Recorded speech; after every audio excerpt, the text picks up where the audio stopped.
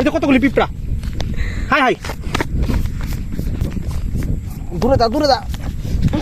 আরে বাবা বাবা, পিঁপড়া আমার জুতা ভরে গেছে। হাই হাই, মানে এত পিঁপড়া এই জায়গায় বুঝলাম না। কামড়, লাল পিঁপড়ার কামড় ভাই, এত ব্যথা। আমি হাঁটতেছি হঠাৎ করে কোত্থেকে পিঁপড়া আসলাম নিজেও জানি না। তো আমি এখানে আসছি, একটা কথা আছে, একটা বাংলাতে কথা আছে, মজা লইলে সাজা পাইতেইব।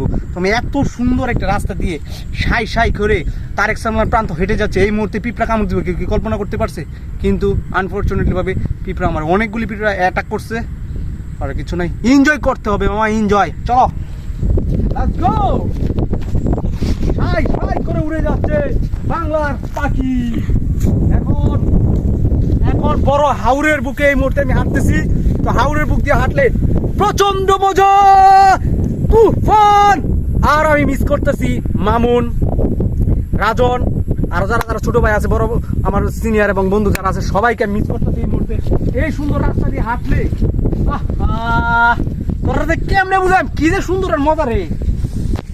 ও মাথা নষ্ট। এই যে সুন্দর একটা ঘাস, এই ঘাস দেখলই তো মনে হয় আমি খাই, গরু কি খাই তুই।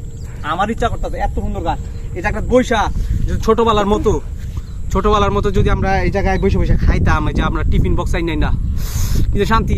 কাজ করতে করতে আমার ভালো লাগতেছে না, তো আজকে আসলাম, মনটা একবার ফ্রেশ। Good bye.